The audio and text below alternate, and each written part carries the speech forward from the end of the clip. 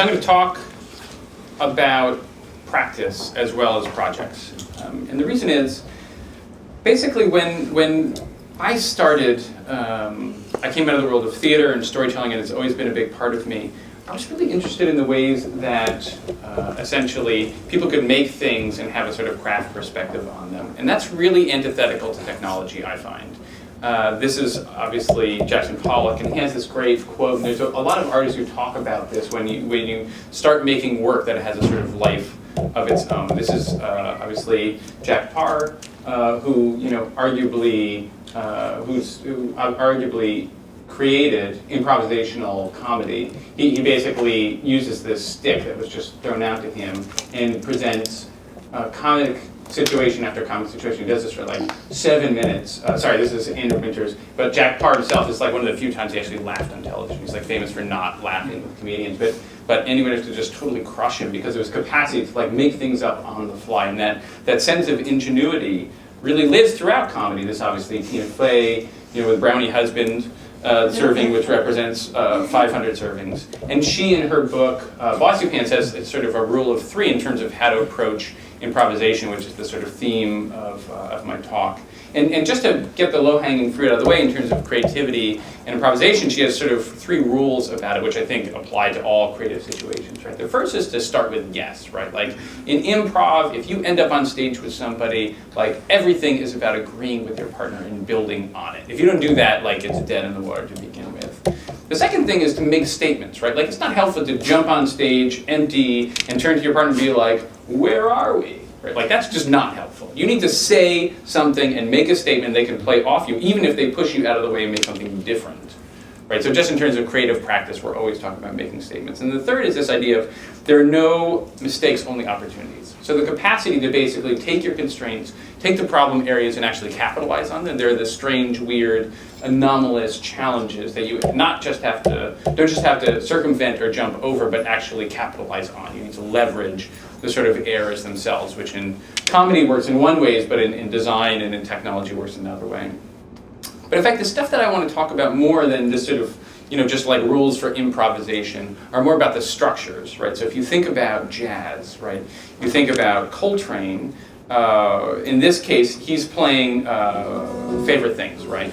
And the idea is that you have this melody that you're able to play with because people are understanding or know the melody in advance, right? And that's a structure for improvisation. So there's structure, there's constraints, there's rules, and then you play off of that, and that's actually the pleasurable outcome of listening to him within this. And of course, when you're learning jazz, and I learned it early and not particularly well, but some of the lessons in it really stuck with me where I was at Berklee School of Music, super famous Boston Conservatory, and you get these young teachers who teach you the scales and the efforts. Like they go right through the line. It's very, very mechanical and almost mathematical. And then you get these old jazzers and they feel like, forget it, man. You got to forget that stuff and just play, right? Like so, there's this weird sort of contradiction there that I think all of us work with in terms of like, what's the difference between what is structural and what is creative, and how do you put these two things together? Right? That's the big challenge, I think. And frankly, StoryCode as an idea, transmedia as a moment in time, like that's all we should be thinking about, right? Because we're creating all of these new formats for storytelling that don't have rules yet. And we're authoring the rules even as we're authoring the stories themselves. It's the two put together. So within that context, one of the things that we're really focused on is creating platforms. And by platforms, I mean, again, they have structures, they have rules, they have constraints, they have designs, but they also leave things open for the participants themselves to author or to create or to generate material or content or meaning. In this case, Storycorps. So this is the first major project that we did, National Oral Histories project that started in Grand Central Terminal with the founder, Dave Isay, had this idea that you could go into these booths in public spaces and interview a loved one or a relative. So you would essentially conduct a 45-minute interview with them, you would leave with a copy of it, and then a copy would go into the Library of Congress. So it's essentially a way to make a national oral histories archive one conversation at a time. So go ahead and just play some excerpts so you'll get a sense of it, and then we can talk about it structurally. We took off, and as we're ascending, before we had leveled off, our level off point was 45,000 feet. So before we had leveled off, Pedro began leaving us. And the beauty about it is that I believe that there's something after life. You can see it in Pedro.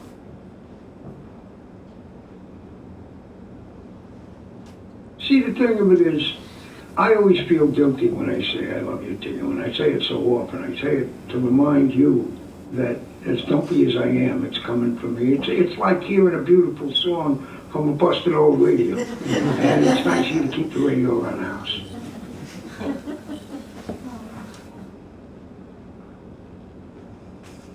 So this is the ring that my father gave to my mother, and we can leave it there. And he saved up and he purchased this and he proposed to my mother with this. And so I thought that I would give it to you so that he could be with us for this also. So I'm going to share a mic with you right now, Deborah. Where's the right finger? Deborah, will you please marry me? Yeah, of course. I love you.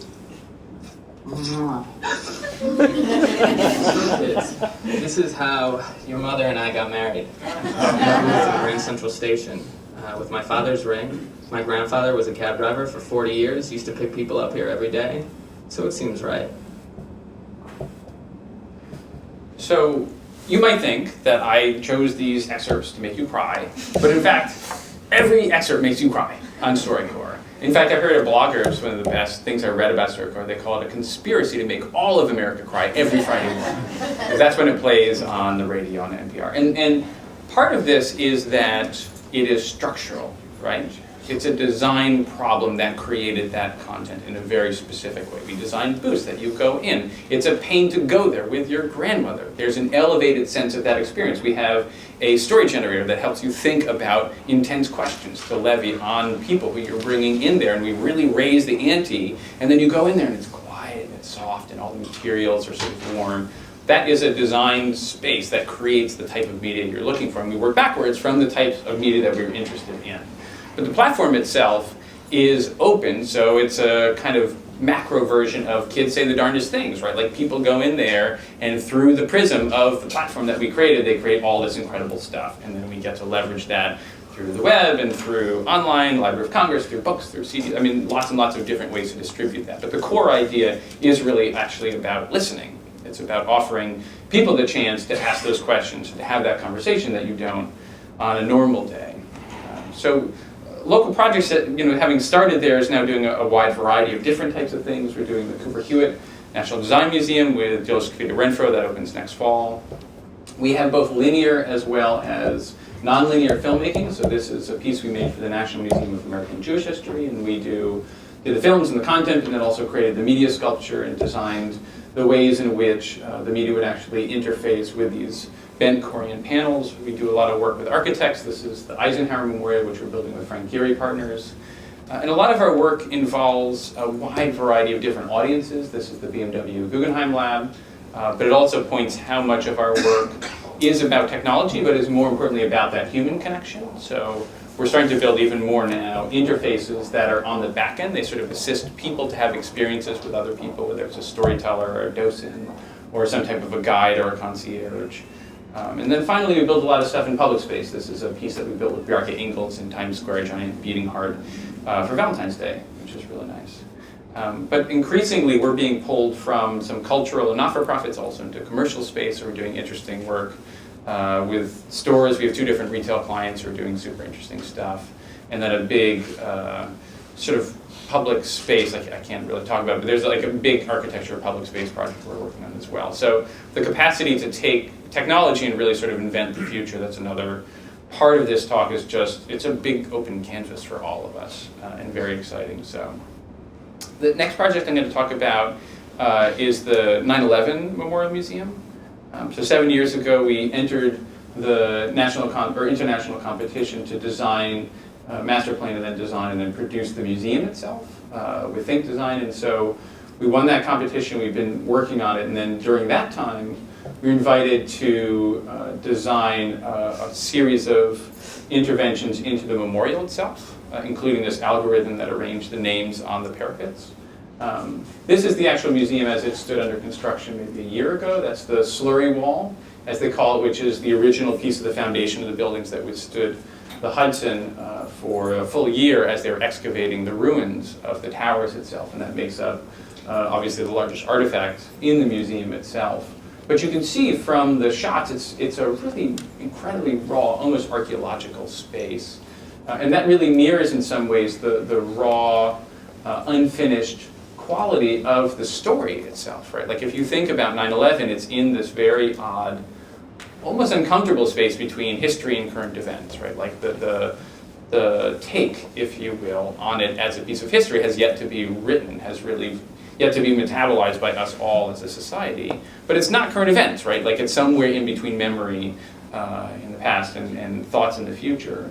And so as we were pitching the project 7 years ago, we were really aware that the museum would open sort of midway through that transference from past, or from present into past. And we also recognized that that went along with this weird duality of audience, right? So if you think about people who go to the museum, and of all clients I've had, this is one of the few ones that can legitimately sort of say, even though many say, oh, our audience is like everybody, like they really mean that. Like they really have pretty much everyone coming in a variety of different political perspectives, socioeconomic, international, national, hyperlocal, but then they also have these divergent groups, which we think of as the sort of opposite spectrums.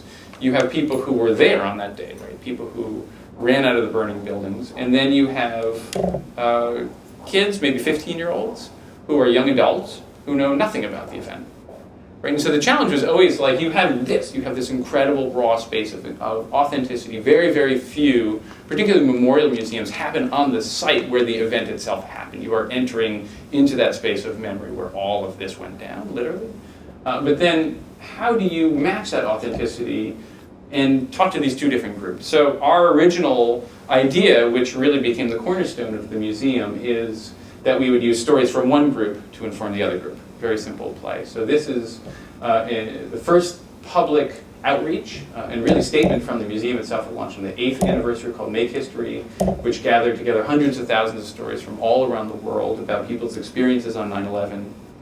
And that went together with this story booth, which was open for a number of years just adjacent to the site, where you could locate yourself in a map. It's in 6 languages, and you would tell your 9/11 story. And so that archive that was gathered over a number of years from all these different participants has become actually the core of the museum itself. And so when you enter the museum, it's going to open late spring, which is very exciting, just coming up. The first gallery that you walk into, this is a rendering, will actually be filled with all of these stories of people from all around the world talking about 9/11 itself. In fact, one of the key messages for the museum, but particularly this gallery, is that a third of the world watched the event live, and then a third of the world saw it within 24 hours. So you have this sense of unprecedented global awareness, really just based on when it happened. But in this case, we communicate that as an experience, not necessarily as a plaque on the wall, but as something that you walk into. So I'm going to go ahead and play a video of a mock-up, and I'll talk a little bit about prototyping throughout this talk, because it's one of the key ways in which we make work. But this will give you a sense of what this gallery actually looks like. But this is a mock-up. We built this at the fabricator's shop. But it'll give you a sense of what the experience will actually be like. I was in Honolulu, Hawaii. I was in Cairo, Egypt. Rue des Champs-Élysées à Paris. In college at UC Berkeley. I was in Times Square. São in Miami, Florida. It was probably about 11 o'clock at night. I was driving to work at 5:45 local time in the morning. We were actually in a meeting when someone barged in and said, "Oh my God, the plane has just crashed into the World Trade Center." On the front, did you get to a radio? When I heard it over the radio. I got a call from my father. The phone rang, woke me up. My business partner told me to turn on the television. So I switched on the television. All channels in Italy were displaying the same thing. The Twin Towers. So as you make your way through that, you enter into what we call Foundation Hall. That's, again, the slurry wall and this huge last piece of steel that was excavated from the site itself. And you really are inside this space of memory, where you're seeing both the present state of these ruins, but then all of these different objects.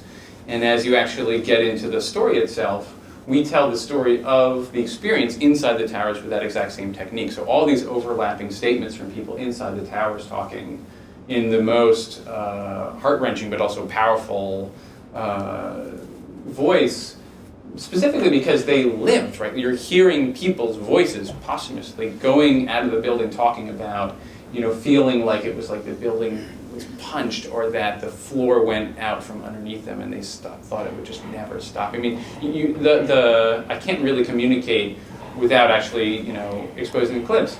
Like the level of sort of intense human experience that was lived in those hours and then is encapsulated within these chambers in a way that's meant to be safe, but again, authentic. You're not creating recreations, you're not making up fake photos, you're just sort of living through that and breathing through that as people are recollecting it for themselves. And then into the space where you're seeing the actual reconstruction. So this is the excavation of the site. That W there is called a trident, and I'll talk about that in a second, but that's an original piece of the exoskeleton of the building. There is this beam on the left where they carved the original crosses and stars of David's for each of the almost 3,000 victims' families out of World Trade Center steel. There's just memories upon memories, and on the trident we're actually projecting videos and then playing oral histories of people's experiences on the site itself. So you're seeing a piece of steel that's literally inside that pile somewhere. You're watching all these people, and then you're hearing about those experiences on the pile. So it's ways to sort of layer, again, all these different memories in ways that are meant to feel archival and feel almost sequenced and composed, but not necessarily edited. You're not watching a single point of experience. You're watching all these different experiences simultaneously, really to express the collective witness and memory of that space. Now this idea in particular, projecting onto the trident, was one of a number of, frankly, really kind of crazy ideas that we had for the museum. And we had at this point, when we pitched it to them, a fair amount of traction for them. But even within that context, they said to us, look, we're not, whatever. If you want to show it to us, that's fine. But to be frank, we're not in love with the idea. They basically sort of killed it before we even had a chance to talk to them about it. And that was not uncommon for them or for any client, but in particular for them, because they're very on top of things and super smart. But in this case, we basically built up some traction. We said, look, let's prototype it for you. If you like it, then that's great. If not, then that's fine. And they had been through a number of rounds of prototyping where we built stuff that they didn't like and they killed, but other things they'd liked and they sort of greenlit. So this is a space out of JFK where they have, almost 1% of the original steel went on for 3 more football fields worth of airplane hangar. We basically set up this rig, creating some type of shadows, and these are photos from the actual prototype itself. And it really wasn't until the head of the museum saw this, and she really, did a complete reversal. She said it really feels like she was seeing the memories of that steel being brought forth. It wasn't until she experienced that she really understood the power of what we were suggesting, and that's a large part of our process. That's the improvisational part, is basically making things and trying to figure out how to make them most effectively and improve on them. And in this case, it helped us to push this idea forward. This next idea, which is the last one in the museum, is a series of really provocative questions. This was also a big challenge for them, and it was this idea of using questions and using an open platform to deal with controversy. So if you think about this question, right, like how can a democracy balance freedom and security? This was authored years ago, way before the NSA or prison came out, but in our mind, it's one of the core questions of the post-9/11 world. And we thought instead of trying to answer it for visitors, we would let visitors really struggle with it themselves. And that's essentially, to be frank, the entire piece is really about the post-9/11 world, right? Like these questions, which you could argue are really unanswerable questions, right? These are not things that have a succinct, pat answer, are questions that we offer up to the visitors to struggle with themselves. And so you can go into a booth and answer these individual questions themselves. But then the interesting part is that we then intersplice them. We basically intermingle them with answers from the so-called powers that be, from everyone from Donald Rumsfeld and Colin Powell to Hillary Clinton to Bill Clinton. We have an incredible wide diversity of people talking about, for example, you have Donald Rumsfeld talking about Al-Qaeda, followed up by the head of the ACLU talking about waterboarding. Right? And so the key thing is that the museum isn't taking a stand on this incredible, swirling, impossible to hold controversy. They're just a forum to have some type of constructive visibility for all these different points of view. And that was our original argument to them. The Make History project I showed you was part of that proof of concept that we built for them to show them that if they open themselves a platform, they could actually be far more effective as an institution. And in this case, I'll just play you a clip one edited group of a lot of the oral histories that we gather, but you get a sense of what it's like to build up a collective platform of experience. 9/11 was not just a New York experience. It is something that we shared, and it's something that united us. And I knew when I saw that people who were there that day, who immediately went to help people known and unknown to them, was something that would pull us through. All the outpouring of affection and emotion that came from our country was something really that will forever, ever stay with me. Still today, I pray and think about those who lost their lives and those who gave their lives to help others. But I'm also reminded of the fabric of this country, the love, the compassion, the strength, and I watched the nation come together in the middle of a terrible tragedy. And so certainly for me, one of the big learnings here was that you could trust, if you set things up right, and if you have the right project, the right story, you can really trust the greater audience to have a level of benevolence or generosity or spirit if you set the project up in that way. And interestingly enough, the client has sort of come around to that position, and now the museum is really well positioned with its opening to have a sense of almost democracy about conversation about these big controversies. And it's actually served them really well, because they don't feel like they have to close their doors and say, well, we're not going to talk about waterboarding, we're not going to talk about Iraq, which was a lot of the conversations we had early in the project. They could say, we're not going to make those statements, but people need to make those statements, and if they're going to do that, they should do it here. Like, that's what we should be about, is part of that analysis and almost metabolization of the post 9/11 world and its meaning. So the next project I'm going to talk about is a whole different set of opportunities and problem spaces. So it's about learning, it's about students, it's about future. One way that you could think about this, just to show one of our inspiration periods, is Galileo. So 400 years ago, he began using his telescope. He saw things that like literally changed the world order. Here it is actually presenting to Leonardo Dona, who was the Doge of Venice at the time, his idea of heliocentrism, right? Like, look through here, you can see the way the planets spin, you can see the fact that the sun is actually at the center of our solar system. If you know this story, it does not turn out well for Galileo, right? So he ends up facing the Roman Inquisition. He has to recant. It's like really, really bad. It's not a good idea in terms of, but it really makes us clear about this idea of seeing as believing, right? Like it's not just that you need to see things, right? Like, seeing is not necessarily enough. And just on a side note, I mean, can you imagine how weird it would be to live in an era where, like, you can see the planets moving in a certain way, but everyone is so set or brainwashed in their own worldview, they can't even imagine something different than what they imagine, right? Like, wouldn't that be horrible? To live in a time when, like, for example, half of America wouldn't even believe in climate change. It'd be terrible. Anyways, this project has something to do about that, about allowing people to actually experience science and to get into things that you don't necessarily have a material, personal connection with or experience of. That's certainly my thesis on science. That's why it's hard. It's abstract. It's outside of your material experience. It's like, oh, that's so weird. Atoms, what are they? Forget it. That's not atoms. It's Adam and Eve, right? You can just easily sort of move yourself into a narrative that feels more familiar.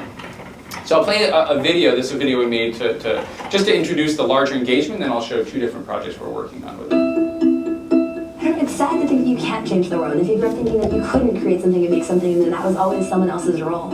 Kids don't feel connected to what they're learning. They don't understand why they're learning it. They don't know what the long-term goals are. They don't see themselves in the process. Science, technology, engineering, and math is really the future, and people always say this, it's the future of a competitive America. STEM is important because that's where the jobs are and will be.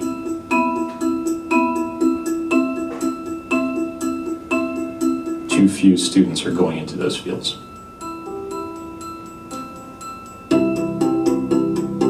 We show kids that they can be creators of the world, not just consumers of it.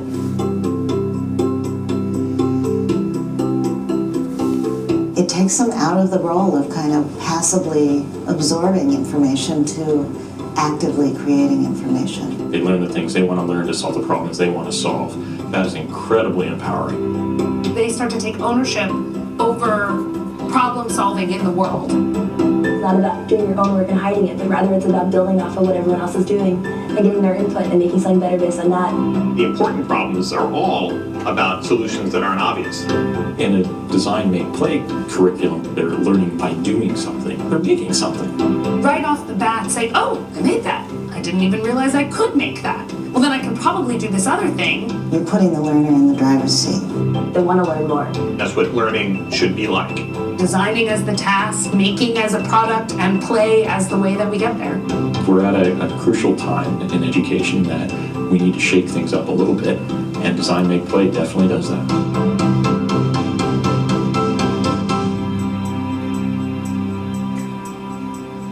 So just to talk a little bit about this idea, because even as this talks about education STEM, that's awesome and important. Our angle on this is really in some ways as storytellers, right? So this, anyone know what this is? Any guesses? Anyone? So this is the first microscope that was ever invented. And it, again, has this capacity for material primary experience. Like, oh, I see these things. I see these microbes. I can make discoveries in the same way that the telescope literally unlocked the heavens. So our thesis with a lot of this work is that a lot of the technology allows us new microscopes, new telescopes, new ways to have those direct experiences, right? Like, and if you think about an iPad, you can unlock all sorts of interesting sensors and all sorts of experiences. In this case, it's an app, so this is funded by the Gates Foundation. There's a series of what we call noticing tools. And the thesis is that if you look at these sort of fun, sticky, sort of perspectival games that people play and that people forward, what's interesting about this is that A, people do it and it's fun, but that B, and these are the original pitch comps that we made just to explain to Gates what we're interested in, there's actually a ton of math built into that, right? Like that's what's kind of interesting, and that was what a lot of this engagement is about, is essentially revealing the math and the science that's endemic or built into a lot of things you're already doing, and just revealing it so that you can notice those things. So in this case, you're printing out these physical pants and using a sort of, like the kids in the hall, I'm crushing your head, algorithm, being able to like tap people in front of you, literally revealing the science within that, so that you're learning about the ways in which the math is basically built into those relationships while doing this fun activity you're going to do anyways. And that leads to instruction. So the teaching sort of all happens on the back end, and the sharing happens on the back end as well. So it's this trying to find a sweet spot, a virtuous cycle between stuff you want to make and then revealing math or science around what you want to create. In this case, again, prototyping, we started just in partnership with NYC, building what we called stick pics. So this is just seeing like, what do people do with this stuff? And turns out, super fun, people like this kind of stuff. This was at Maker Faire, not last year, but the year before that, where people, I think, generated like hundreds of those individual images. And then this is the first prototype that we actually built, which allowed you, so here's Grumpy Cat, you can actually take lots of perspectival pictures with the Grumpy Cat.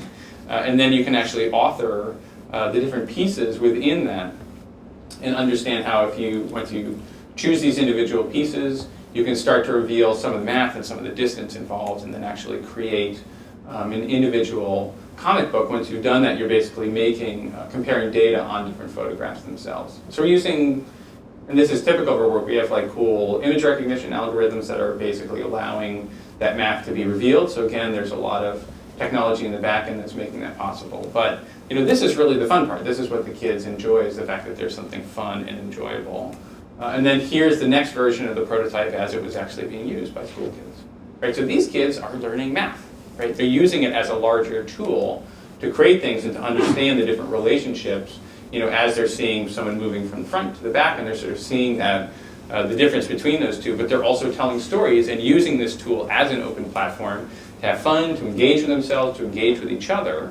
And that social aspect, that insight, that essentially you don't need the screen to do everything, right? Like you need the screen to assist the relationships and the people who are having an experience with the screen. Like that's a whole, I think that's like a massive learning. It's not something that people talk about, particularly people in our field, but in our mind, particularly with mobile, right? Like the screen is part of a much larger experience, and you need to design the experience. Like the screen's a catalyst, it's an important part of it, but it's definitely not everything, and it's arguably not the most important thing. The most important thing are those social experiences that people have with the screen itself. And again, with mobile, turning that screen into a shared experience is really critical and very, very exciting.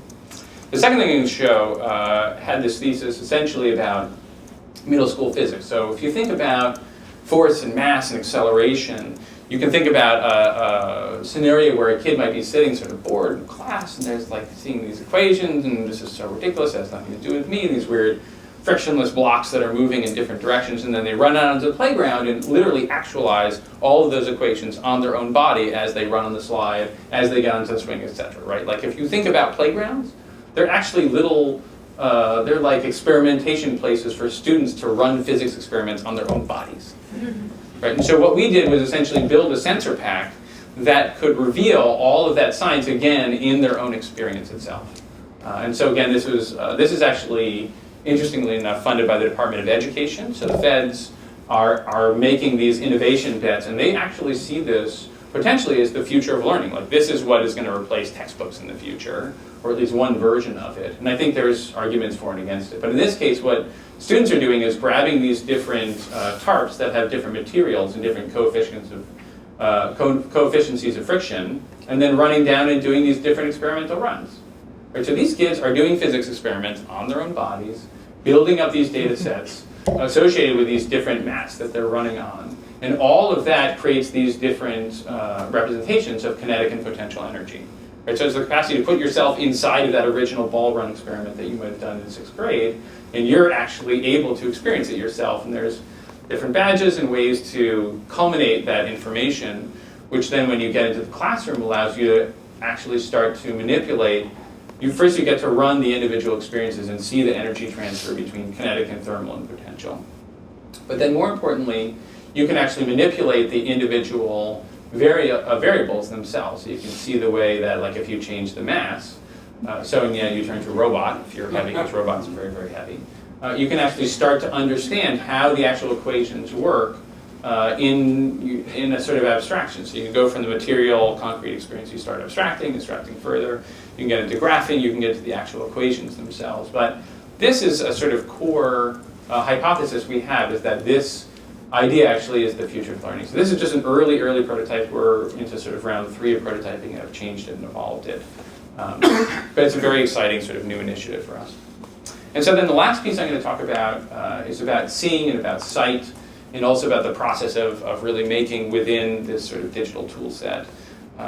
This has to do with Cleveland Museum of Art. So we were asked by Cleveland, as part of a $350 million expansion, to look at essentially expanding audiences. They had a really smart board member who said, wow, that's interesting, we're doubling our gallery size, but we're not growing new people to come to the museum, new audiences themselves. And so this board member put out a leadership grant and invited us to think about technology in the ways that it can invite, in particular, target families and young people.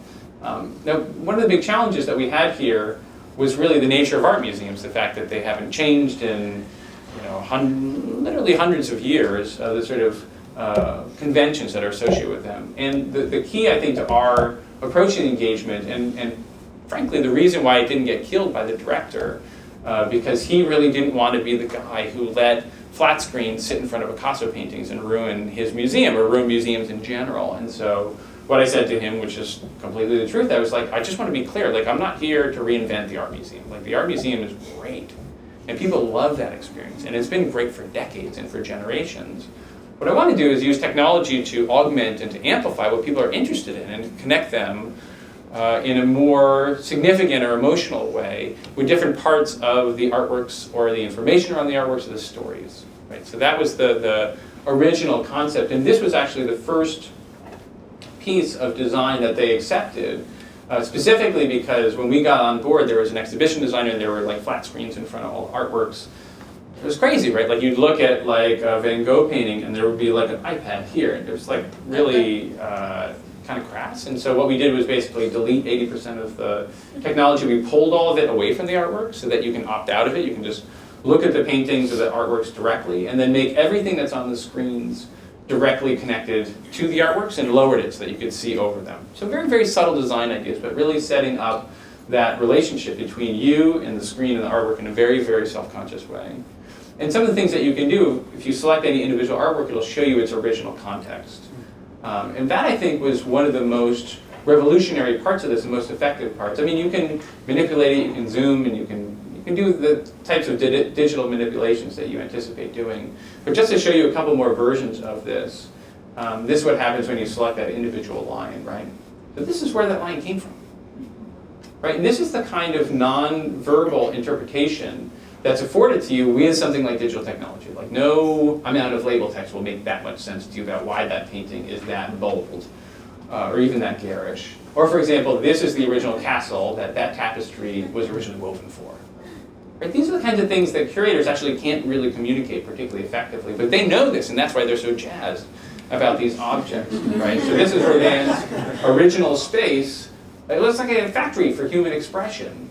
Or this one I love. This is actually Picasso when he created Cubism. Like, look at that. That's that moment. Amazing. Anyways, and the interesting thing about this is that this was one of these like sort of third set of features that was buried in the interface. And during prototyping, I just kept saying like, that's awesome. Like we have to find a way to lift that to the top. We have to make that the most important thing that everyone sees. And we didn't have that insight until we saw it, until we saw people using it. And that's really, really, really, really important. Like if you're not using prototyping as a creative tool, you're missing what it's there for. It's not just to test and make sure that there isn't bugs in your code, etc. Like it's all about watching and creating. It's the same reason that you don't open a Broadway show on opening night. You preview it for weeks and weeks and weeks in advance, and then if they like certain jokes, you write more jokes like that. It's like not hard to figure out how to make something really good for opening night. It's like you open it weeks and weeks in advance. So in this case, here's a much more next generation interface where you can basically make different faces. And as you do that, we have a facial recognition algorithm. So if you make an angry face, it'll bring different artworks out of the collection that are basically matching the facial gesture that you have.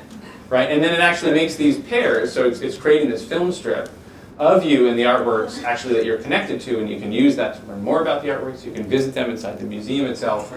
You can forward that to your friends, and it really changes the galleries, right? Like suddenly it's this performance space, becomes a social space to make these emotional connections. And these are very different ways to think, certainly about an art museum, and then you can forward that and share that, and that becomes a way for the museum to sort of promote itself and for you to connect yourself through the museum itself.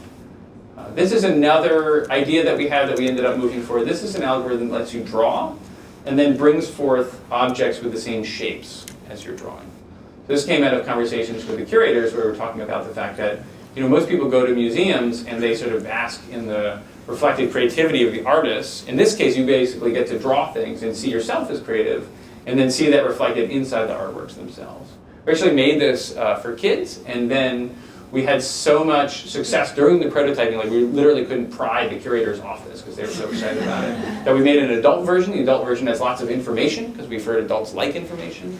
But it has been an amazing experience to sort of, again, prototype and to sort of, bring the curators into the process, and then to also literally sort of jump over a lot of the anxieties that were associated with some of the ideas by their own delight. Like despite themselves, they really like this stuff and ended up greenlighting a lot more crazy stuff, certainly than we anticipated. This is an experience that we built about figurative sculptures. One of the curators was saying, the hard part about figure sculpture is like, nobody thinks about the pose.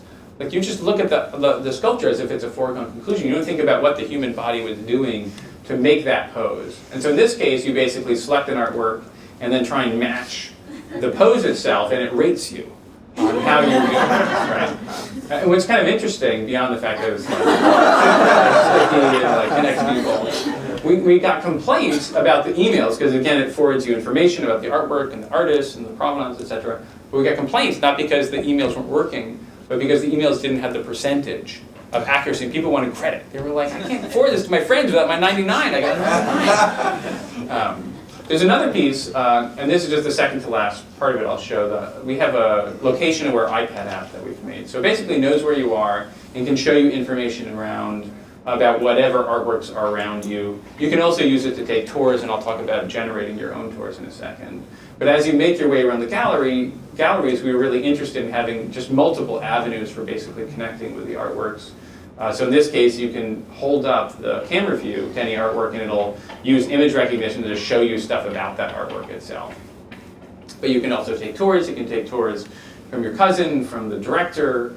And we have, as just the last piece I'll show you, is this piece called the Collections Wall. And this shows all 3,000 artworks at the same time. So just as a little story, and really it's, frankly, it's humbling, if not sort of embarrassing to share, particularly with practitioners who make this same kind of work, I'll just sort of, again, underscore this idea of making as a way of discovery. So Collections Wall was part of the original pitch, great idea, huge wall, 3,000 artworks, going to be awesome. And these were our original ideas for what we were going to make. So very, very, classic waterfall approach is what we were doing. We were going to do strategy, and then do design, and then we were going to do wireframing, and then we were going to do development, and then we were going to test and then launch. I mean, that's the sort of classic way, all the way back to architects on how the design process itself works. And so this went great, and the client was interested in it. You could select these individual artworks, and it would, sort of zoom them out, and then you could see individual connections on them. I was really into this. My staff hated it. But you could basically collect, and you could see all these connections between the artworks themselves, and then you could add an individual artwork to the tour itself. And so that was our first sort of shot. But we were really nervous from an interaction design standpoint. Like, how do you have all these different people using the wall at the same time? Like, this works great for one person, but we were like, oh man, we gotta rethink this, because it's just not gonna work. Like, if you have all these people clicking on this stuff, there's like all these big stuff and nobody knows what to do. Okay, so then we had this idea, okay, well what if, and we also had these iPad racks to basically load stuff on the iPad. So we were like, great, why don't we just, basically segment the wall based on the iPads themselves, use them as a natural column structure. Maybe you'll have like a feed, like a sort of river of individual paintings that are moving left to right, and then when you put your iPad down, you can create your own filter for that river. Right, so you have your individual sort of module, and each person gets their own little segmented world, one to the next. And that seemed kind of groovy, and you could actually navigate and look at your stuff. But we were a little concerned that 8 wasn't enough, and it actually, when you felt it wasn't actually enough space in between the people. So we were like, well, we like that sort of pulsing idea, so what if we kept all the artwork small, and we built this as a sort of another mock-up to sort of start look at it. But we were still this is all just motion graphics. This is not any code. You can't really use this stuff. But we did like the idea of the grid. So this was a sort of grid where you use Z-space and things sort of zoomed out in front of them, and then it got small, and you could actually pull out individual subsets to create these sort of scenes, and then you could open them up. This is another subset. Then we were interested in coming back to the mountain range, and you can start to get a sense of why this process is not particularly effective, right? You have lots and lots of capacity to have new ideas, but also new anxieties associated with the ideas. And there's not really a good way, outside of arguing with your coworkers, to define what is going to work versus what isn't going to work, right? And this is the problem with this. This is the waterfall process, right? Where you start with one, and then you sign off, and then you do the next one, you sign off, and you do the next one, right? Like, this is great for client management. It's a really good way to project manage. People are super happy with it. The clients are even happy because they can circulate around their deliverables and get the sign-offs, and every department gets a little say, and you get the comments, right? Everyone loves this, except for the fact that if you're trying to do innovative work, it produces really, really shitty work, right? That's the problem with waterfall, is that the work sucks. And also the working conditions kind of suck. We get more, essentially, refugees from people who work under waterfall because they're like, oh, thank God. Particularly developers. Smart developers who know and care about what they're making hate waterfall, because all the bad work ends up downstream, right? Shit runs downstream. So you have these coders who are trying to fix core strategy or interaction design problems, which is not their job because it was signed off on it, right? This is the problem. And really the problem is that you don't really know what the problems are until you're actually dealing with live code. And so the embarrassing part is that after literally like that process I was showing was like 7 months of friction and toil. It was not a happy process. We ended up just tearing everything up. I was like, F it, let's just go back, let's take all of our best ideas and just make it in code and we'll just fix it. And this is our first prototype, right? And it's super embarrassing, but like the core interaction problems we solved literally in 15 minutes because it was in front of us, it was in physical space, we could actually see how it would work. So some of the core ideas are that basically these irises open up, those define the sort of dinner mats, if you will, the sort of plates that people can live within, and anybody who opens up an iris too close gets sort of bumped off, and then you have a natural shoulder-to-shoulder distance between people. But that insight wasn't available in wireframing. That's not a wireframing insight that you're going to have. You're going to have that when you're in front of it. And so from there, we kept building higher resolution interfaces. This is code, but you can see sort of fake pointing. It gets more and more silly after a while. But this is the key, right? Like the ability to actually stand in front of it in real space, in like full physical scale, and get a sense of how people actually react to it. And so we started basically just building it and building on top of versions of it to make it better and better and better. That's the swiping gesture that allows you to look through different connected artworks. And here it is on site. So this is literally maybe 2 months before we opened, and we continued to improve it over and over again. So just to be transparent with you, like when we think about prototyping, we're looking basically for 3 core things, right? The first is magic.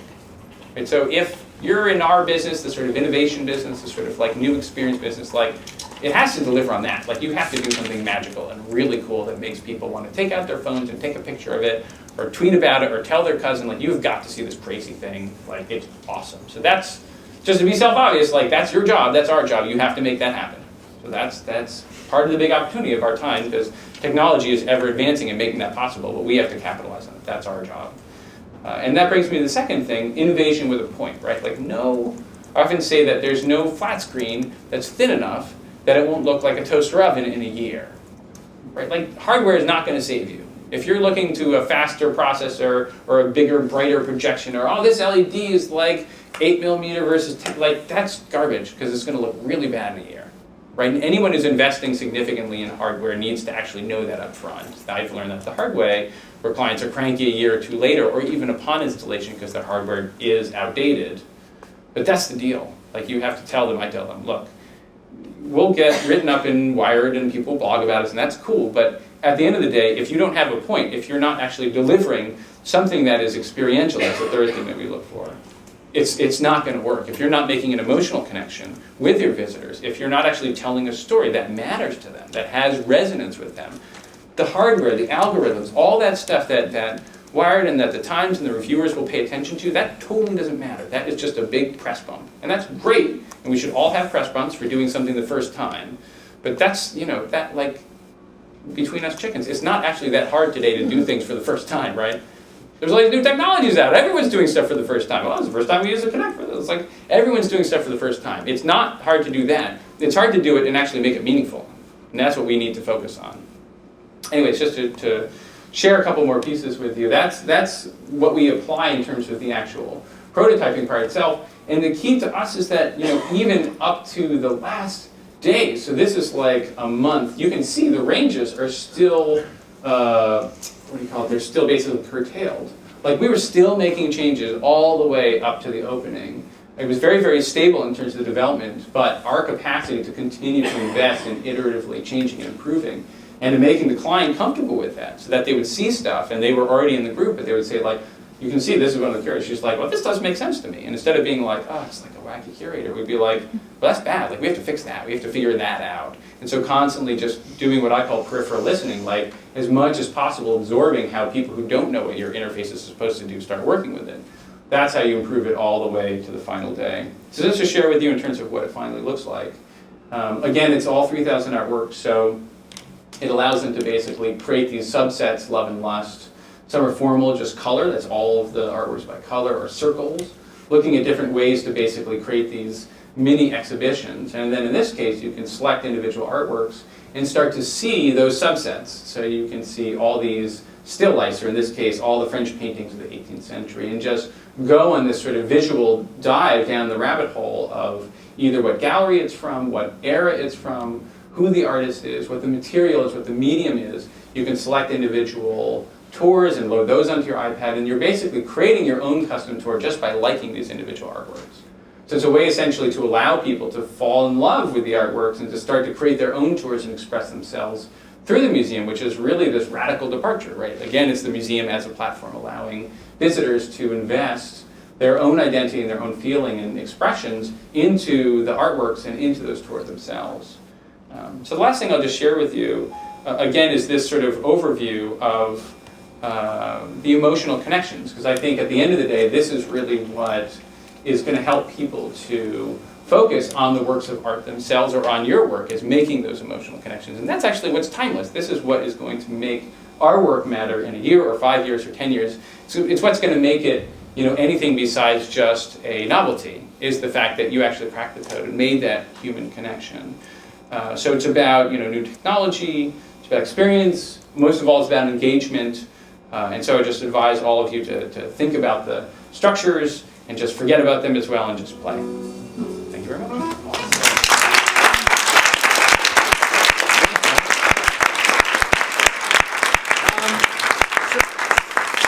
So we've got like 5 minutes for questions before you get comfortable.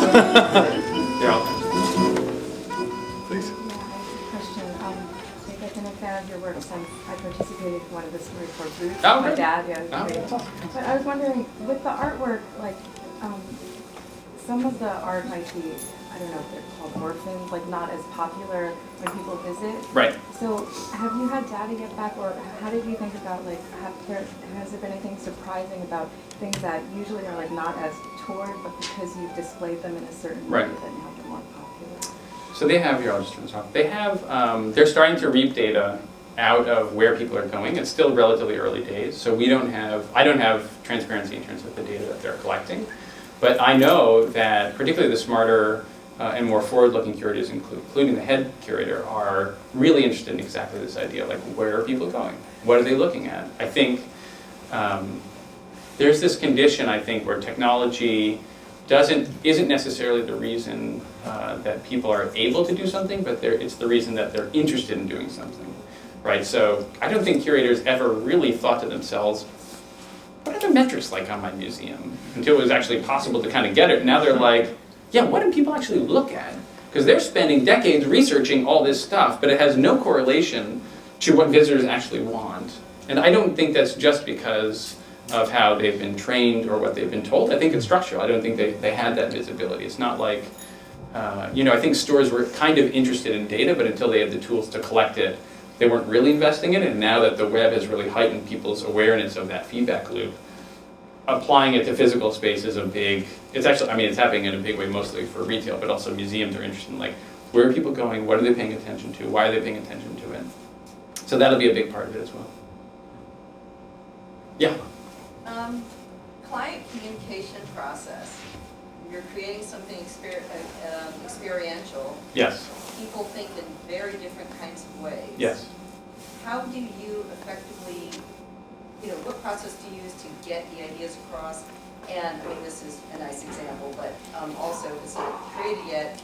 And what kind of frequency so that you don't get too sidetracked in the approvals by like 5 people with different opinions pulling you in 5 different places, so you never get anywhere? Yeah, that's another added benefit of how we apply prototyping and mock-ups, is that it gets people in the same room, it gets them standing, it gets them open and activated, it gets them thinking about things. So we use prototypes as a client tool to say, we've made this thing, bring everyone down. Bring everyone down who has an opinion, everyone who's going to create a roadblock, anyone who's going to stand in front of you or 11 by 17s and say no, like, bring them here. And what we did, and this is we learned from 9/11, if you put something up in front of somebody and they've decided they hate it before they see it, right? They can stand in front of it and be like, well, I don't believe that anyone can read it. And you can say to them, can you read it? And if you can't read it, then I'm going to make the type size bigger, because I'll do that right now. Right? Like, I've had that exact conversation with a number of people, and that's how we broke a lot of the ice on 9/11, because for like 6 or 12 months, everyone was so invested in the project, was so smart and working so hard, we actually couldn't make a lot of progress because it was all these abstractions. People were like, well, this is a serious space. Well, I don't mean that it's not a serious space, but it should be a this space. Well, it should be an unconventional or conventional. Like, everyone was talking in abstractions, which I think is the kind of enemy of the creative process. You want to make a statement, so we just started making stuff, and to be frank with you all, it's not a particularly efficient, it's not a net fulfilling creative process, right? Like, if you make a lot of stuff and your clients hate half of it, it's a super bummer. And there was like a full year for 9/11 where we were just like a kind of abused idea factory where we would just make stuff and they'd kill it. We make other stuff and they'd kill it. But at the end of the day, we ended up with like 4 or 5 ideas that were great that we had made, but there were 25 that ended up on the cutting room floor. So it's not for the faint of heart, I often say. Like, it can be really brutal because you're making stuff and pouring yourself into it, and then the client hates it and they kill it. And we've had clients, including 9/11, say, oh yeah, I know what you're talking about. Now that I see it in the mock-up, I really hate it. And that's super painful and awkward. And also with Nice Side, like when we made that original noticing tool, we completely scrapped it. And it was financially very problematic and also just miserable creatively. And they, to their credit, said, and they didn't mean this in a mean way, but it was like twisting the knife. They were like, isn't this great? This is exactly what the process is supposed to reveal. So horrible. But on the other hand, like, the counter argument is twofold. One, you discover that much earlier. right? Like you don't want to discover that when you're 80% through the budget, and finally they can see it and they're like, whoa, whoa, whoa, that's not what I signed off on. You're like, yes it is, look here, da, da, da, da. Like I've had those arguments, and you either don't win those arguments, or you win them and the client hates you, right? And so those are bad, and so we avoid that. But then I do truly believe that it just creates better work, period. Meaning you get, if you've ever studied Pixar or heard those people talk about how they work, they make a version of the movie before they write any code. They make all these incredible storyboards. And the idea is it's like straight from Silicon Valley. We want to fail faster. We want to see this up on its feet and understand if it's a good movie or not before we even employ any code to make any of the characters. So it's like that idea, put into our world, which is, at the end of the day, we will make better work if we've seen it earlier and caught bad versions of that work earlier. So it's not for the faint of heart. It really is emotionally and financially challenging. It doesn't actually fit the client services model at all, except if you imagine that, like we're 11 years old, and so I often say, like, we play the long game. Like, if we just keep making consistently good work, it's a good financial investment at the end of the day. And clients then like I just tell clients, like, just look through our portfolio, you can talk to anyone you want. And that's because I don't have, like, a couple lurking people who felt like they got cheated or who built something crappy or whatever. So it's a bigger investment in the process, but I think it yields better work. Yeah. Oh, so to follow up with that, when you're actually pitching for a project, do you use that sort of conceptual framework or the prototyping as a defining factor of the work you do, or because obviously most creative services do the waterfall as you described. Right, yeah. Like, is that something that's built into your Yeah, proposals yeah. when you're explaining what you do and how you're going to kind of give them ideas and make? Can you guys hear her in the back? So she's asking if we build that approach, that prototype first. That's what we call a prototype first. Mm-hmm. If we build that into our proposals, then absolutely, it's like front and center. We talk about it. Museums are either kind of into prototyping or obsessed with prototyping, so that plays really well with them. Corporate clients don't really understand it, but they're kind of like, all right, you guys are wacky, and you'll bring your foam core and tape over here, and we'll have a jamboree, and we'll be fine. Like, they sort of like shrug it off. But at the end of the day, like we're working with a big corporate client now, and they're kind of getting onto the like, I'm going to see this stuff. Like, it's not just like ideas. So yeah, I mean, we prep them very hard for it, and they anticipate that. It's very hard to quantify because you either hit it or you don't hit it, and that's again doesn't really fit with a client services model. But that transparency helps us. It's both the transparency, and then the other thing that's about it is like we only make weird things. Like we've never tried to reproduce a project, which was hard at first because we had clients like in our first couple of years. They were like, "You guys are awesome, but I can't hire you because I don't know what you'll do." Right? Like I know what Pentagram will do. I know what those guys will like. I don't know with you guys, and I can't do that right now. I can't take that risk. Now, like we have people who are like, "You guys are awesome because I don't know what you'll do." Right? So that was a sort of long haul to get to that point. But that sort of matches the prototyping process where we use it really to explain risk management. We're like, we're going to do wacky stuff, but you guys are going to get to see that wacky stuff way in advance, and you're going to have a chance to actually settle that, so that you don't have that level of anxiety associated with it. Yeah, go ahead. How do you pick your best ideas, and how do you deal with maybe a client not seeing the potential of one? Right.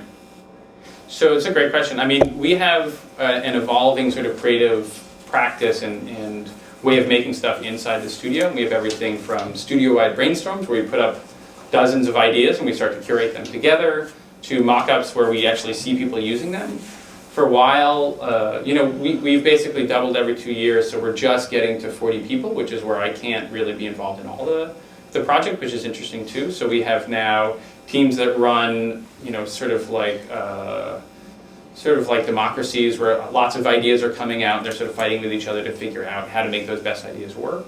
But I think that that's a huge question for us and for really any studios. It's just like, where do the good ideas come from, and how do you solicit them forward? Another way that we do it is through mock-ups. Like, one thing that I noticed was that, again, through the collections wall, like, it actually wasn't helpful to have endless conversations trying to prove other people that I was right or vice versa. So now I'm just like, you know what? We don't even need to discuss who's right about this because it's conjecture. So just take your idea and make it. And if you're right, that's awesome. Like, at the end of the day, if you feel at creative loggerheads about who's right, like, you're focused on the wrong thing. You should just be focused on what's going to eventually be the best solution for the piece. And so mock-ups are a big part of that as well. And then that happens with the client as well. So we'll have clients who, I mean, some clients will hate your ideas, and that is what it is, and then you need to find a good idea that they're into and that they can sort of experience and like. But our experience definitely has been that you can get really far, much farther with someone experiencing an idea than with trying to explain it. And also that, I mean, less so now, but particularly with 9/11, it was very hard to build trust with them because they were so on top of the project and cared so much about it and were so aware of the political dangers of it that they just didn't trust anyone, including a designer, saying like, oh, it's going to be great, we're going to do blah. And they'd be like, no, it's crazy, we can't do that because of da da da da da da. So that's why we just started making stuff.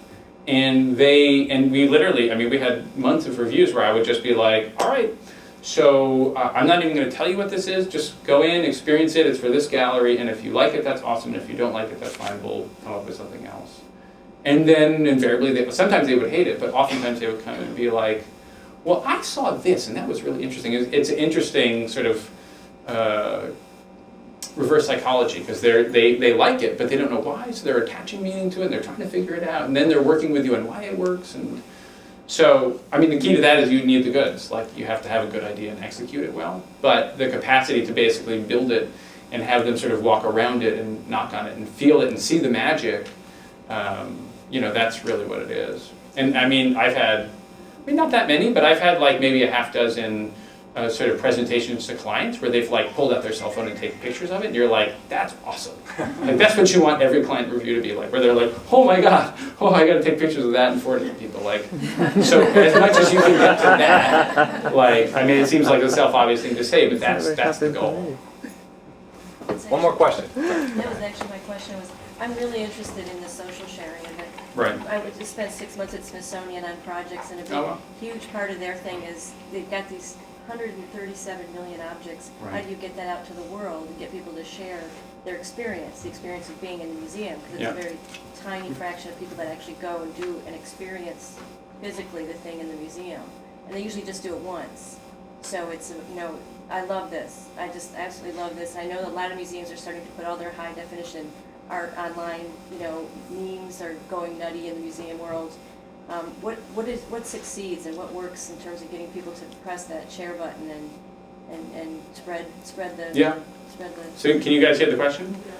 So I think that in our experience, it really is about that mixture of emotional connection and storytelling, and then the novelty of it. I mean, these things, and it was, you know, to talk about ideas, we had probably like 30 or 35 ideas that we whittled down to maybe 7 that we executed. They were the ones that sort of lived within that sweet spot, where it's like, whoa, you know, clearly there's something that happens in a painting where you look at another person, you have that empathetic moment, but you've never used that as a search term, your own face or the gesture that it's making. So it's like both of those together, it reveals, I think, something about paintings in general, and then also about you, and sort of connects those two things together, and it gives you a novel but deep connection to that painting and a reason to go see it. So that's a lot of what we're looking for, is basically, you know, we reverse engineer from the technology. It's like, oh, here's a cool thing, what can you do from it? And then also like, here's a story we want to tell or a point we want to make, and what can we use to do that? Awesome. Cool. Well, thank you so much. Thank you. Dramagame is a platform that gives the rules and the structure, and then we actually let the players to improvise. So it's a new gameplay mechanic on how to tell non-linear multiplayer storylines. One way to describe this is that if you think of games normally, there are 2 types of challenges. There's a reaction speed challenge, and there is an intelligence challenge in games, like who is aiming fastest, or who is solving a logical puzzle fastest. We have a new challenge that's a social challenge. So how do you maneuver in a social situation to get to your goals? And I'm going to tell a bit about the background of Dramagame, explain what it is, and basically show some projects that we've done. And also, I'm going to try a live demo. There's also always the demo effect, so let's hope that the Wi-Fi works for me for the demo. But about the background, so coming from Finland, we are from the gaming industry, and the company was founded 3 years ago. And if you know, Finland is a big gaming country, like Rovio, Angry Birds, Supercell, Clash of Clans, they're all coming from Finland. That's not a coincidence, it's a big industry in Finland, especially compared to the size of the country. So we started with a very good team, having a big, long history in the industry. But we started the team, and then we started to brainstorm the idea. That's us thinking on, okay, so what do we want to do? How do we want to take on this big challenge of doing something new that is not there yet? And we were part of this, one of the biggest, one of the best startup accelerators in Europe, Startup Sauna. And we won that batch, so that was a good kickstart for us in 2010. So we went to develop Dramagame, and basically just the kind of product development took us 2 years. When we started with the basic idea of having a short, immersive gameplay with all the people affecting the storyline, we didn't think in the beginning that it would take us 2 years to have a final technology. Luckily, we didn't know that in the beginning. It might have seen like a huge thing, but so we kind of started with the idea that we are busy game developers who don't have time to enjoy good quality immersive games, and we wanted to make something that we can also enjoy. So we built this story engine that we call Twist, and it has some tools like Twisted for editing the stories, and Critique for testing the storylines. So that's what we did to kind of enable us to build these projects. And currently what we are doing with Dramagame is we have one entertainment product that is actually fully launching next month. So that's very exciting time for us. And we've also built some role-based training products. So for kind of corporate training and coaching, if you need to learn social skills, you can use this kind of gameplay mechanic to build that in a virtual world. And basically what we do is we simulate these social situations. If you compare to like just a virtual world, this is more than say Second Life, because you are not actually playing an avatar, which is a representation of you, a virtual you, but we are actually giving you a character. Okay, now you are the office manager in this fantasy company here, or you are the captain of this luxury yacht, and these are your tasks. So the game is actually directing you. It's giving the structures and the guidelines for your play. And if you compare to other multiplayer games like World of Warcraft, for us the quests are targeted towards the other people. So World of Warcraft is actually a lot of people playing solo games, because if I have a task to go and pick up 10 flowers, and say you have the same task, so we all have to do it individually, we can talk about it, but the talking doesn't really affect the task. Whereas with us, if I need to go and find 10 flowers, probably you have 5 of them, and you have 5, and you have 5, and I need to talk to at least 2 of you to give me the flowers. So it all really goes between the characters. So you actually, like, there's an interaction, somebody has suggested to give his business card, and you can like, okay, I take it, I don't take it, or I'll give mine in exchange. You know, there can be a number of choices. So some of the building blocks that form up a Dramagame project. First of all, they're the characters. So a predefined character, and everyone is played by a real person. We haven't done really NPCs, like non-playable characters, because they wouldn't be as intelligent. If you think of a board game as well, you are not just playing the game, but the board. You are playing actually the other people. Then they bring a part of the AI into the system. So that's what we do as well. We set up a group of people to experience the story together. And then obviously the environment, and it can be anything, probably depending on whether it's more of a training environment or for entertainment.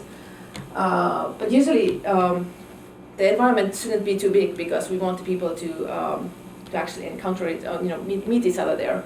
So we don't want them to wander off too much. And I think that currently we are using like 4 to 11 people simultaneously. It could be more, but I think maybe getting to tens of people might get a bit too complex. Or at least the experience would be quite different. And then the story engine part of it. So the challenges are open-ended. We can say that some reaction or some action is right and some is wrong, but that doesn't necessarily have to be so. So how the story evolves is really about your ability to kind of talk, interact, and negotiate your way through the story with the other real players. And this is actually becomes really complex, so that if we have like 5 players, there can be already like tens of millions of different outcomes. So this is like in the first iteration, we had the tools to create the stories, but we had to test them like actually playing the game and going and doing and talking, and you know, we couldn't do 10 million different variations of testing, so we had to, the next iteration we had to make the tool to also test the storylines to be able to do that. So we don't draw them all the options out like in a branching tree, so that, you know, if this guy selects this, we go here and then here, because there would be, you know, 40 million nodes. So we just create these rules, and then the story is formed dynamically as the people play, like what are the choices that they made. And then final building block. So as a whole experience, it can be like 45 minutes long, a story. In the beginning, there's like a lobby chat where you can discuss what's coming up and maybe group up. And then it's very important that in the end there's this debrief, so you can discuss the experience, that what just happened and how it was, and this is really interesting. But then you are kind of going off the character again. Then you are being you again and analyzing it. Especially in the training application, this is obviously important. But even in just the entertainment one. So about the gameplay loop, there's 3 mechanics that create the gameplay cycle. So first of all, it's the game state, like the quests, the tasks you have. Then they direct what you are discussing. So it's actually free typing, it's not pre-selected lines. So if you have a task about something, you will be talking about that, and then that will affect your reactions, which again affect the game state. So this becomes like the main game loop of Dramagame. Okay, now I'm gonna show the products that we've actually done. So first, this is done together with Altonova, it's a Finnish coaching company. This has been launched. It's basically a creative problem-solving tool, and I have a short video here about it. Let's see that there. Only please for the sound. Okay.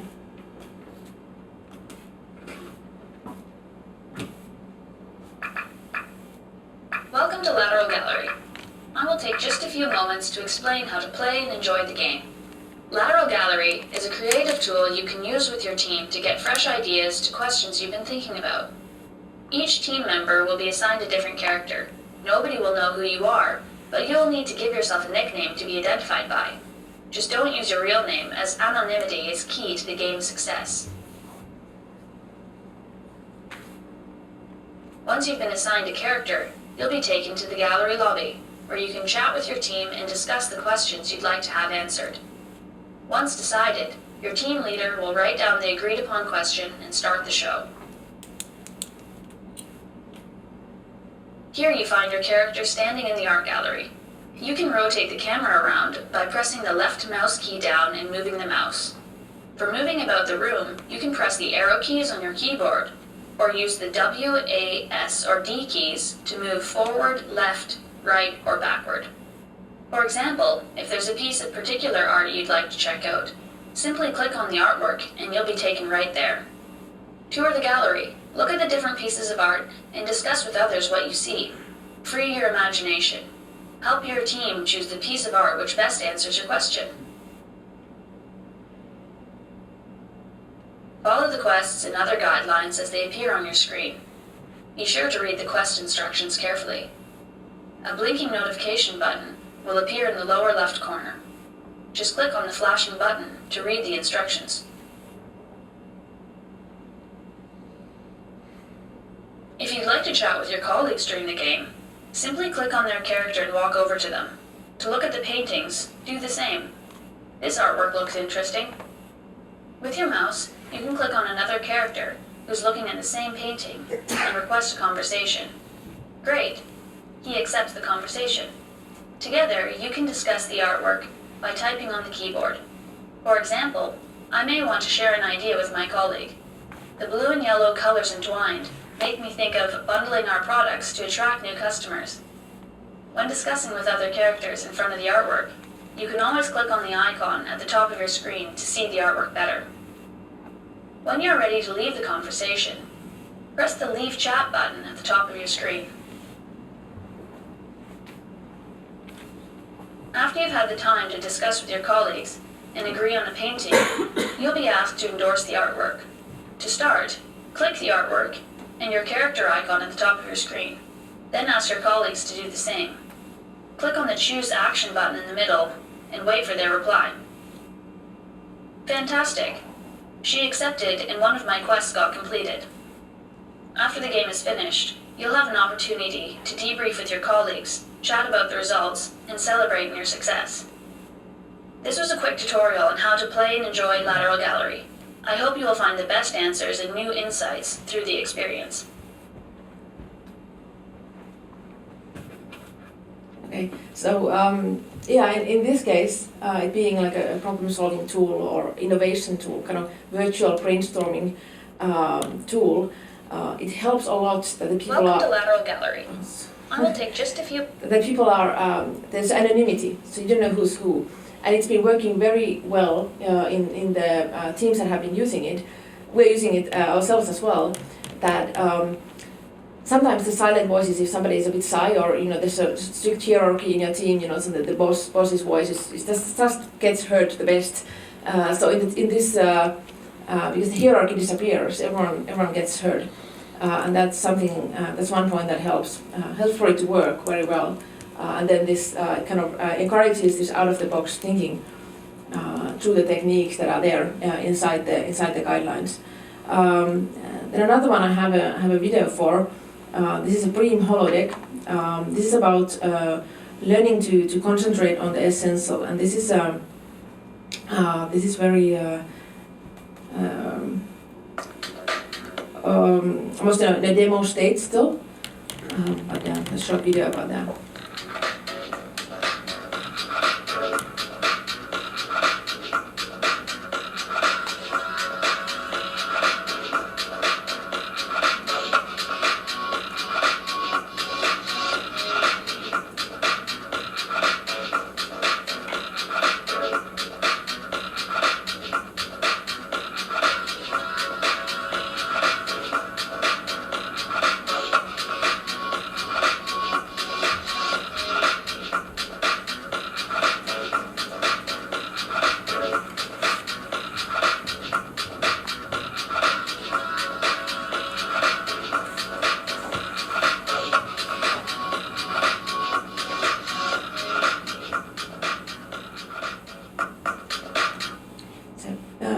Bream is a kind of a brain training company helping you to have kind of mental preparedness for work life, and so this is something that they are doing this kind of trainings in a physical space, and we help them to bring the same ideologies into a digital, more scalable product.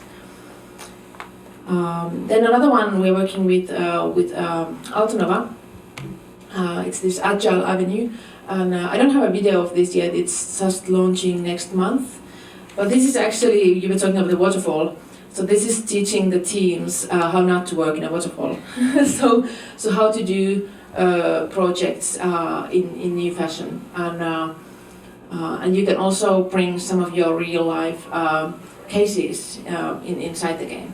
So this is a very interesting project, but I don't have a video. It's just coming out, and then also coming out next month is Velvet Sundown. It's a virtual luxury yacht experience. So this is the first kind of non-linear entertainment story that we've been working on. And we had a beta on this already last year, and we've had some really good feedback from the players. I have a video, which is actually this is from last year, so I don't have the new trailer yet. We're gonna make a new one, but this tells a bit about it.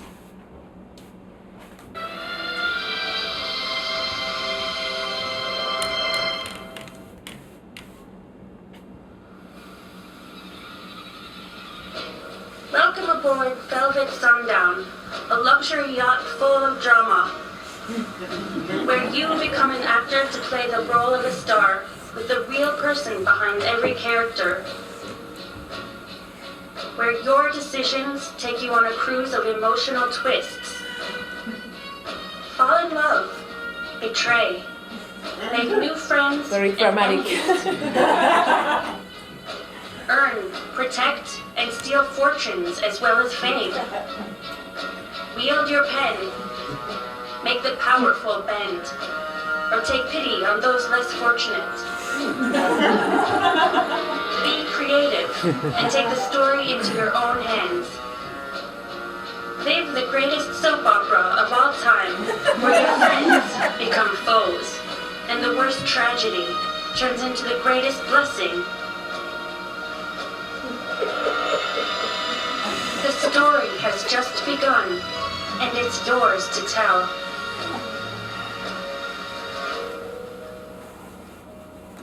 Yeah. So this trailer is from last year. The new one's going to be a bit less cheesy, but gives you some of the images of how it looks. And I'm actually gonna demo that one if I think it's I'll have a few minutes to demo. So basically, what we're working on now is we are bringing out, the beta is starting soon. There's possibility to register for it, and it's going to come out in about a month. So quite excited about that. It's something that it's really different kind of a game experience. And then we are also working to bring out different kind of training products, basically on any kind of social skills, soft skills training. And this is an area where we are basically looking for partners and licensing our technology for these areas. So I think I've talked about a lot of these. So the core is really that we wanted to have a short, but really a deep experience, and we've done that. It's something that it's not as kind of bite-wise gaming as a mobile game would be, like just enjoy for a minute, just 45 minutes, and it's pretty cheap and heavy, but it's still less than 100 hours of some Mass Effect. So it's quite easy to enjoy. And when it comes to transmedia, we'd love to do interactive versions of some TV series, because there would be a perfect way to make it interactive, that you have all the different cast members that you can play and make like an interactive episode. That'd be perfect. So yeah, I'm gonna try show the demo. Here. So let's go here.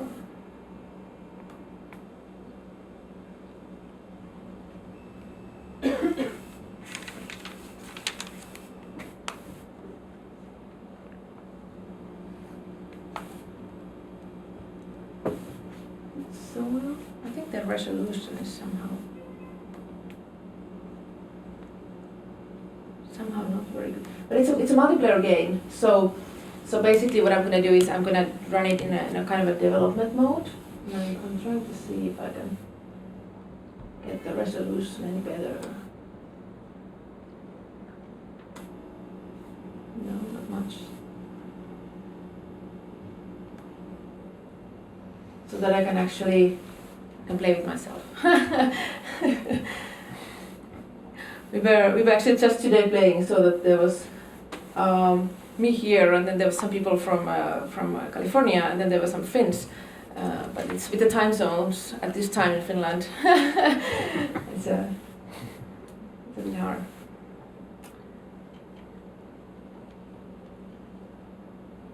Let's see if I can connect to the server. Yeah.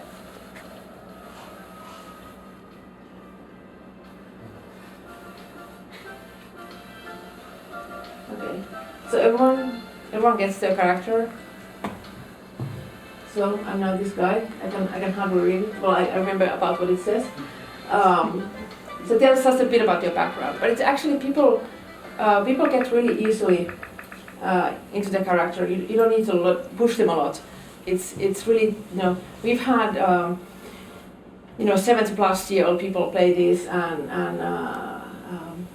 basically some of the subject matters are such that it's not for kids, but otherwise it's fairly easy. And I think it says that I need to. I do meditation, and I need to talk about this and meditate with other people. And this is about. Okay, this is an. I need to find basically. This is kind of an agent quest, kind of like a.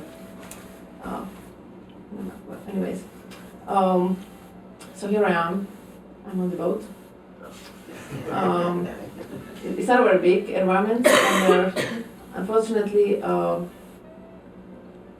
other people are not here. So, I need to be switching. I can show you. Okay, if I want to first talk to this guy, I'll just click. But I'll first. Yeah, you wouldn't normally do this, but now I'm him. Sam Cooper. And he's quitting his quest as well. So this would be another person now. I'm getting schizophrenic here. So this is how it goes. And okay, I know I need to get signatures for this petition. And Cooper wants to chat with you, yes? Okay, and if I say hi, I'm gonna wave my hand, so it recognizes a bit what you're saying.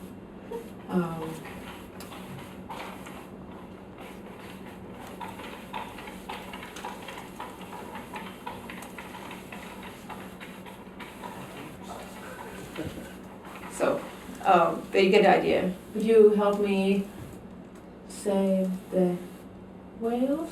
Because I know actually there's this, I need to get the signature. Please, would you do that for me? And now he's asking for the signature, and I can decide. And this is actually something that often a lot of interactive storytelling technologies, they are limited to some certain amount of verbs. Like, well, how many verbs can you process, and what actions can you do? It's unlimited for us. So there's something I approve, I refuse, and I fake my signature. I sign somebody else. Let's do that. Okay, so I sign you, but not with my real name. Sorry. But this is. You must say great. Okay, great. So yeah. That's really there's some other space. This is up to 11 people. So now there's 4 characters standing here. That's the minimum, and it basically automatically kind of divides the people. So if there are like 20 people who want to play, it'll be 10 and 10. So it kind of automatically makes it into instances. So it's like a small MMOs, kind of. Small virtual worlds. There was something that said reaction time or counter. What happens if you didn't react in that time? It depends a bit. We can set like a default reaction, so that if you don't do anything in the time, something default will happen, or then basically nothing happens if there's a. Can you talk a little bit about how the quests are assigned to different people, and how, especially later on in the whole game, how they're really becoming dynamic and changing everyone else's quests a bit? So these have been very kind of simple examples. There are some mechanisms to assign the quests. So sometimes we may have a quest role that is applicable, say, to a female or a male. So it can be then randomized, like which of the females this time gets this part in this quest. And then there are things like, there's a bit more complex one, for example, that recording some love poems. And there are different roles to that quest. And some person might not have the role in the beginning, like there's this exchange of love poems, and then they get lost. And then if you find the poem, you can kind of fake that it's yours and kind of try to seduce somebody with the poem, and it's not yours. And then, but that way, it'll affect what happens with the original kind of couple. So there are, you can be more of an active part in certain quests, or then even kind of passively, not knowing about the quest, help somebody. Like in that signature thing, the one who signs it does have no knowledge of some quest going on. But obviously there starts to be relations with different quest lines that we didn't even write in. That okay, I'll sign for you if you do this for me, and these kind of things start to happen, and then some themes pop up sometimes that suddenly there was a missing piece of a clothing for somebody, and then it just happens to go side by side with another quest line that maybe it was missing because of this thing, and then those kind of stories emerge there that we didn't specifically write in there. Yeah. Any other questions? I think we can go to questions, but Actually, with that, so let's say there's an unintended connection with different quest storylines. Yeah. Does your software recognize that in any sort of way and try to connect them, or is that just something that you've learned through observation, or? Well, we can kind of create themes or encourage that, but also we don't want to limit that. So it's also just emergent what people come up with. And afterwards we're kind of logging the actions that are happening. Like we can give the full log of what happened and what was said. So to kind of give you the story of what happened. And the idea is not really to win the game in a sense. It's more about the experience. There are some variable storylines that are more goal-oriented than others, but it's every character can win something, maybe lose something. Elina, what's the process for creating one of these or customizing it? Let's say that I came to you and I said, Seinfeld wants to do it. We can make a proto demo in a month, so fairly quickly. We can give you a playable of how if you have a rough idea what we should do, and then depending on the scope and the amount of polish and iteration you want to have, it's basically just two things: choosing or customizing the graphics, which isn't huge. I mean, normally in a game project they can be very expensive, but we are talking about constrained spaces and a limited number of characters, so that it's a graphics, and then just the storylines on what are the topics and kind of motivations for people. Right. Why are the people there and what you want to accomplish with it. Are there game writers, or is it like traditional writers can kind of slot into this, or is it better suited for game writers?